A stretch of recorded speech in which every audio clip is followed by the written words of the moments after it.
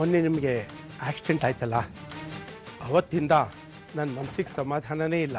ಯಾಕೋ ಯಾವುದು ಸರಿ ಇಲ್ಲ ಅನಿಸ್ತಾ ಇದೆ ಸಾಹೇಬ್ರೆ.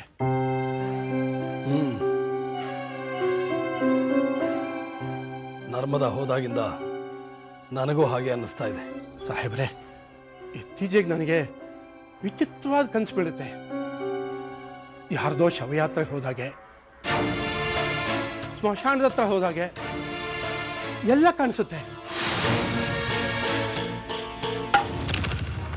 ಸಾಕು ತಲೆಹರಟೆ, ಇದನ್ನೆಲ್ಲ ಕೇಳೋದಕ್ಕೆ ನನಗೆ ಸಮಯ ಇಲ್ಲ.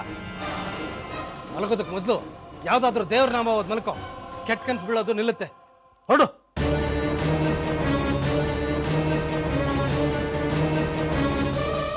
ನೀವ್ಯಾಕೆ ನೆನ್ನೆ ರಾತ್ರಿ ನನ್ನ ರೂಮಿಗೆ ಬಂದಿದ್ರಿ?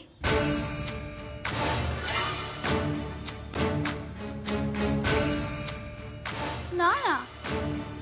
ಇಲ್ವಲ್ಲ. ಹೇಳ್ಬೇಡಿ ಅಕ್ಕ, ನಿನ್ನೆ ರಾತ್ರಿ ಒಂದು 12 ಗಂಟೆ ಅಷ್ಟೊತ್ತಿಗೆ ನೀವು ನನ್ನ ರೂಮಿಗೆ ಬಂದಿದ್ರಿ. ನನ್ನೇ ದುರ್ಗುಟ್ಕೊಂಡು ನೋಡ್ತಾ ಇದ್ರಿ.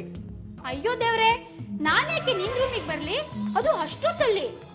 ರಾತ್ರಿ 12 ಗಂಟೆಯಲ್ಲಿ ನನ್ ಗಡಕ್ದಾಗ ನಿದ್ದೆ ಮಾಡ್ತಾ ಇದ್ದೆ. ಬೇಕಾದ್ರೆ ಹರಿನ್ ಕೇಳು. ನನ್ ರಾತ್ರಿ ರೂಮಲ್ಲೇ ಮಲಗಿರ್ಲಿಲ್ವಾ ಹರಿ? ಹೌದು, ಯಾಕೆ? ಈ ಸುಮಿತ್ರಾ ಹೇಳ್ತಾಳೆ ಮಧ್ಯರಾತ್ರಿ ನಾನು ಅವಳ ರೂಮಿಗೆ ಹೋಗಿದ್ನಂತೆ. ಇವಳ ನೋ ಚಾನ್ಸ್. ಸಖತ್ತಾಗಿ ಗೊರಕೆ ಹೊಡಿತಾ ಇದ್ಲು.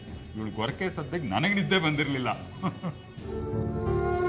ಆಟ ಸಾಮಾನು ನಮ್ಮ ಪಾಪುಗೆ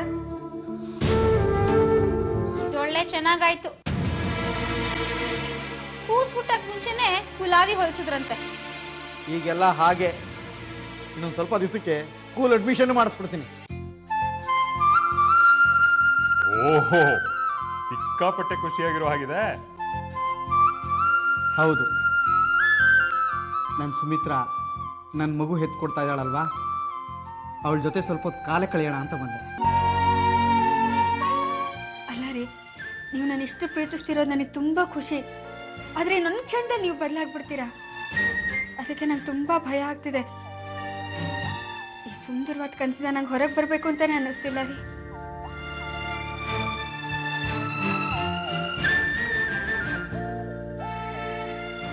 ಇದು ಕನಸಲ್ಲ, ಸತ್ಯ.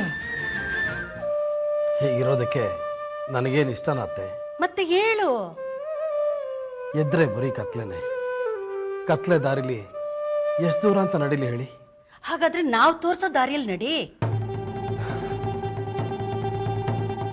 ನೀವು ತೋರಿಸೋ ದಾರಿಲಿ ನಡೆಯೋಕೆ ನನಗಿಷ್ಟ ಇಲ್ಲ ಅತ್ತೆ. ಬೇರೆ ದಾರಿ ಯಾವ್ದಿದೆ? ನೀವು ಹೇಳಿದ ದಾರಿಲಿ ಹೋಗೋಕೆ ಹೇಗೆ ಸಾಧ್ಯ? ಜನ ಏನು ಹೇಳ್ಬೋದು, ಅಮೃತ ಏನ್ ತಿಳ್ಕೊಬಹುದು? ನಾನೇನ್ ತಿಳ್ಕೊತೀನಿ?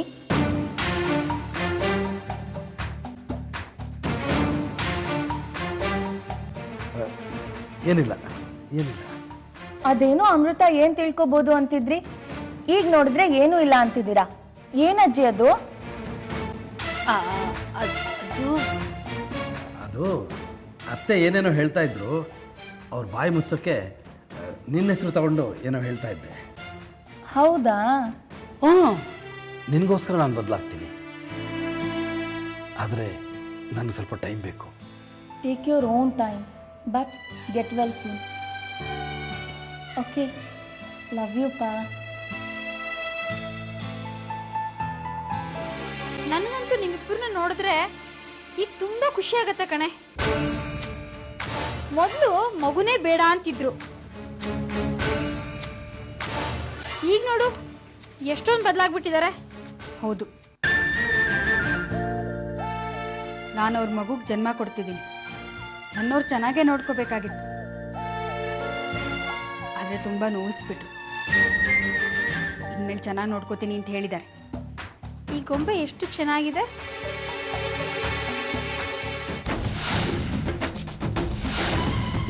ಅಯ್ಯೋ, ಇದೇನ್ ಸುಮಿತ್ರಾ, ಮುಟ್ಟ ಇದ್ದಂಗೆನೆ ತಲೆ ಕೈಗೆ ಬಂದ್ಬಿಡ್ತು.